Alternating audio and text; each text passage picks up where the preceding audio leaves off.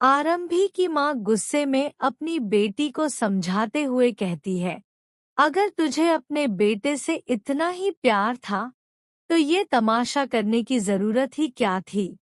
मैंने तुझसे पहले ही कहा था कि दहेज वाली बात को दुनिया के सामने मत उछालना। अपने ससुराल वालों के सामने बात को संभाल लेना। लेकिन तूने मेरी एक नहीं सुनी। माँ की बात सुनकर आरंभी भी चुप नहीं रहती।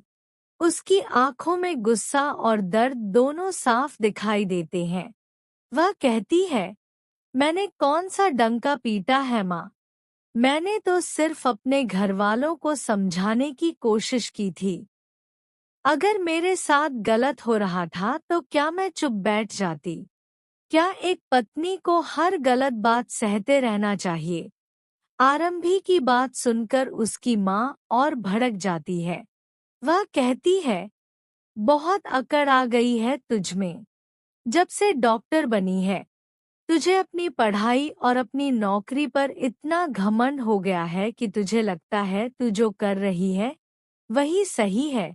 ये सुनते ही आरंभी की आंखें भर आती है। वह अपनी माँ से सवाल करती है, माँ, आपको मेरे डॉक्टर बनने से इतनी परेशानी क्यों है? आपने और पापा ने ही तो मेरी पढ़ाई के लिए इतनी मेहनत की थी। आपने मुझे पढ़ाया, लिखाया और आगे बढ़ने का हौसला दिया। मैंने डॉक्टर बनकर आपकी उसी मेहनत की इज्जत की है। फिर मेरी गलती क्या है? लेकिन माँ के पास बेटी के सवाल का जवाब देने के बजाय एक और कठोर बात होती है। वह कहती है, गलती ये है कि औरत चाहे कितनी भी बड़ी बन जाए, उसकी पहली जिम्मेदारी उसका घर होता है। पति, बच्चा और गृहस्थी, यही उसकी असली जिम्मेदारी है। और तूने ये जिम्मेदारी ठीक से नहीं निभाई। ये शब्द आरंभी के दिल को अंदर तक तोड़ देते हैं। वह कुछ पल चुप रहती है, फिर अपनी माँ की तरफ देखकर कहती है, नहीं निभाई मैंने। 10 साल से क्या कर रही हूँ मैं? 10 साल से सिर्फ अपने घर और अपने बच्चे के लिए जी रही हूँ। विश्वास मेरे साथ नहीं था। वो अपने काम में व्यस्त रहता था। विहान को मैंने अकेले बड़ा किया है। उसकी हर जरूरत, उसकी हर परेशानी, उसकी हर खुशी मैंने अकेले संभाली है। रातों को जागकर मैंने उसे पाला है। उसकी पढ़ाई से लेकर उसकी तबीयत तक हर चीज मैंने संभाली है। फिर आज मुझे ये सुनने को क्यों मिल रहा है कि मैंने अपनी जिम्मेदारी नहीं निभाई? आरंभी की आवाज में दर्द साफ झलकता है। लेकिन उसकी माँ फिर कहती है, तो इसमें कौन सा एहसान कर दिया तूने? कामाजी का अपना अस्पताल है। तेरे पति का काम है बाहर जाकर कमाना। वो घर पर तेरे पल्लू पकड़कर तो नहीं बैठे रहते। पति बाहर कमाएगा और पत्नी घर संभालेगी। यही तो जिंदगी है। आरंभी अपनी माँ की बात काटते हुए कहती है, माँ, रिश्ता इतना आसान नहीं होता। शादी सिर्फ एक समझौता नहीं है कि पति बाहर जाकर कमाए और पत्नी घर में सब कुछ संभालती रहे। पति पत्नी दोनों की जिम्मेदारी होती है। अगर एक बाहर की दुनिया संभालता है तो दूसरा घर संभालता है। लेकिन इसका मतलब ये नहीं कि एक की मेहनत दिखाई दे और दूसरे की मेहनत को कोई मेहनत ही ना माने। आरंभी की ये बात सुनकर उसकी माँ कुछ पल के लिए शांत हो जाती है। लेकिन फिर वह अचानक ऐसा सच सामने रखती है जिसे सुनकर आरंभी के होश उड़ जाते हैं। माँ कहती है, अब मेरी बात ध्यान से सुन। दामाद जी ने तुझे सिर्फ 2 दिन का समय दिया है। सिर्फ 2 दिन। उसके बाद वो तलाक के कागज पर तेरे दस्तखत करवा कर इस रिश्ते को खत्म कर देंगे। आरंभी के चेहरे का रंग उड़ जाता है। वह कुछ बोल नहीं पाती। उसकी माँ आगे कहती है, इन 2 दिनों में तू चाहे जो कर, उनके सामने हाथ जोड़, पैर पकड़, माफी मांग। लेकिन किसी भी तरह उनके दिल में और उनके घर में अपने लिए दोबारा जगह बना ले, क्योंकि 2 दिन के बाद शायद बहुत देर हो जाएगी। आरम भी अपनी माँ को देखती रह जाती है। उसके सामने 10 साल का रिश्ता, उसका बेटा विहान और उसकी पूरी जिंदगी घूमने लगती है। लेकिन क्या आरम भी सच में अपने आत्मसम्मान को छोड़कर पति के सामने झुक जाएगी? या फिर इन 2 दिनों में ऐसा कोई राज सामने आएगा जो पूरे रिश्ते की सच्चाई बदल देगा? क्योंकि आरंभी को अभी ये नहीं पता कि उसके तलाक के पीछे सिर्फ एक झगड़ा नहीं, बल्कि एक ऐसी सच्चाई छिपी है जो उसके पति के फैसले को हमेशा के लिए बदल सकती है। माँ की बात सुनने के बाद आरंभी जैसे अंदर से पूरी तरह टूट चुकी थी। उसकी आंखों के सामने बार बार वही 2 शब्द घूम रहे थे, सिर्फ 2 दिन, 10 साल का रिश्ता, एक बेटा, हजारों यादें और एक पूरा परिवार। क्या ये सब सिर्फ 2 दिनों में खत्म हो सकता था? आरंभी अपने कमरे में जाकर अकेली बैठ जाती है।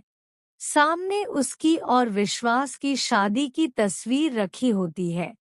वह तस्वीर को हाथ में लेकर धीरे से कहती है, मैंने तुम्हारा साथ कब छोड़ा विश्वास?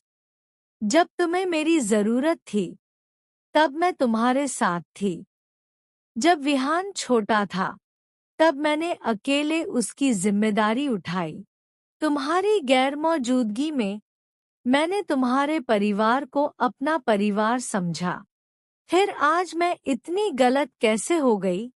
उसकी आंखों से आंसू गिरने लगते हैं। तभी दरवाजे पर विहान आकर खड़ा हो जाता है। वह अपनी माँ को रोते हुए देख लेता है और पूछता है, मम्मा, आप रो क्यों रही हो? पापा आपसे फिर नाराज है क्या?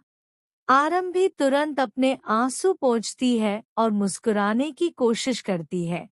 लेकिन एक माँ अपने बच्चे से कितना भी छिपा ले, उसकी आंखें सच बोल देती है। विहान अपनी माँ के पास बैठकर उसका हाथ पकड़ता है और कहता है, मम्मा, आप कहीं मत जाना, मुझे आप दोनों चाहिए। ये सुनते ही आरंभी का दिल भर आता है। वह विहान को गले लगाकर कहती है, मैं कहीं नहीं जाऊंगी बेटा। लेकिन उसके मन में एक डर लगातार बढ़ता जा रहा था। अगर विश्वास ने तलाक ले लिया तो क्या वह अपने बेटे को भी खो देगी? तभी उसके फोन पर विश्वास का मैसेज आता है। मैसेज में सिर्फ इतना लिखा था, कल सुबह 10 बजे घर आ रहा हूँ। तलाक के पेपर तैयार रखना। आरंभी के हाथ कांपने लगते हैं। उसे समझ आ जाता है कि विश्वास अपने फैसले से पीछे हटने के मूड में बिल्कुल नहीं है। अगले दिन सुबह घर का माहौल बेहद तनावपूर्ण होता है। आरंभी पूरी रात सो नहीं पाई थी। वह सोचती रही कि क्या उसे विश्वास के सामने झुक जाना चाहिए या फिर अपने सम्मान के लिए आखिरी बार लड़ना चाहिए। तभी दरवाजा खुलता है और विश्वास अंदर आता है। उसके हाथ में एक फाइल होती है। आरंभी की नजर सीधे उस फाइल पर जाती है। विश्वास बिना कुछ कहे फाइल टेबल पर रख देता है और कहता है, मैं उम्मीद करता हूँ कि इस बार तुम कोई नया तमाशा नहीं करोगी। इन कागजों पर साइन कर दो और अपनी जिंदगी में आगे बढ़ जाओ। आरंभी उसकी तरफ देखती है। उसकी आंखों में आंसू जरूर थे, लेकिन इस बार उसके चेहरे पर डर नहीं था। वह धीरे से पूछती है, क्या तुम्हें सच में लगता है कि 10 साल का रिश्ता इन कुछ कागजों से खत्म हो जाएगा? विश्वास कहता है, हमारा रिश्ता उसी दिन खत्म हो गया था, जिस दिन तुमने मेरे परिवार को सबके सामने कटघरे में खड़ा कर दिया था। आरंभी जवाब देती है, मैंने किसी को बदनाम नहीं किया था। मैंने सिर्फ उस बात का विरोध किया था जो गलत थी। अगर दहेज की मांग मेरे सामने रखी गई थी, तो क्या मुझे चुप रहना चाहिए था?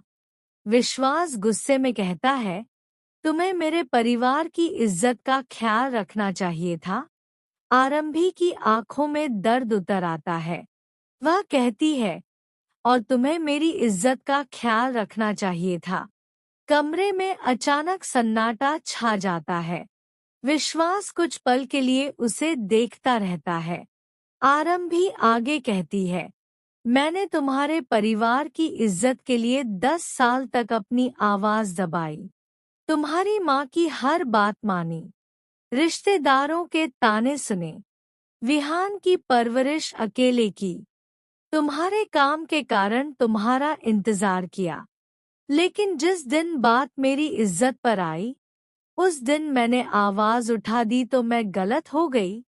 विश्वास के चेहरे पर गुस्सा साफ दिखाई देता है, लेकिन इस बार उसके पास कोई जवाब नहीं था। तभी बाहर से उसकी माँ की आवाज आती है, विश्वास, ज्यादा देर मत करना। ये औरत तुम्हें फिर भावनाओं में फंसाने की कोशिश करेगी। आरंभी उस आवाज को सुनकर समझ जाती है कि बात सिर्फ उसके और विश्वास के बीच नहीं है। कोई और भी इस रिश्ते को खत्म करवाना चाहता है। वह पहली बार विश्वास से सीधा सवाल करती है, विश्वास, सच सच बताओ, क्या ये तलाक का फैसला तुम्हारा है? विश्वास चौंक जाता है। आरंभी आगे बढ़कर पूछती है, या फिर कोई तुम्हें मेरे खिलाफ भड़का रहा है? विश्वास कुछ नहीं बोलता।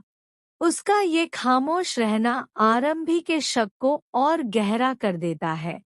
तभी अचानक विहान कमरे में आता है और कहता है, पापा, अगर मम्मा इतनी गलत है, तो फिर जब मैं छोटा था और आपको अस्पताल में रहना पड़ता था, तब मेरे साथ कौन रहता था?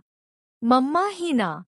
विश्वास अपने बेटे की तरफ देखता है और पहली बार उसकी आंखों में पछतावा दिखाई देता है। विहान आगे कहता है, पापा, आप मम्मा को छोड़ दोगे तो मुझे भी छोड़ दोगे क्या? ये सवाल सुनकर विश्वास के चेहरे की कठोरता टूटने लगती है। वह कुछ बोल नहीं पाता। आरंभी विहान को अपने पास खींच लेती है। तभी विश्वास की नजर टेबल पर रखी एक पुरानी फाइल पर पड़ती है। वह फाइल उठाता है और उसमें कुछ मेडिकल रिपोर्ट देखकर हैरान रह जाता है। वह आरंभी से पूछता है, ये रिपोर्ट क्या है? आरंभी तुरंत फाइल उसके हाथ से लेने की कोशिश करती है, लेकिन विश्वास रिपोर्ट पढ़ चुका था। उसकी आंखें फैल जाती हैं। वह कहता है, तुमने ये बात मुझसे छिपाई। आरंभी की आंखों से आंसू निकल आते हैं। वह कहती है, मैंने छिपाया नहीं था, मैं तुम्हें बताना चाहती थी।